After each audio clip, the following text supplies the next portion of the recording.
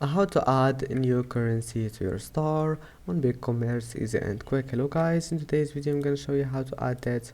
First open Bigcommerce, and now once you're here, all you need to do just go to settings. Here's it,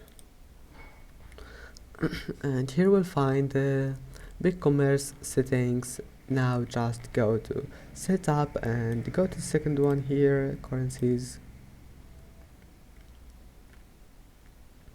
and here you can add a new currency, and that's it. Just select any currency you want here, and then just click on it and click next, and that's it. Here you can manage it, manage anything you want here, and then click save.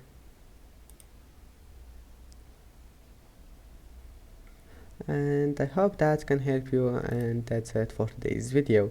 If you like this video, please don't forget to like and don't forget to subscribe, and thank you for watching this video until the end, and see you in the next video.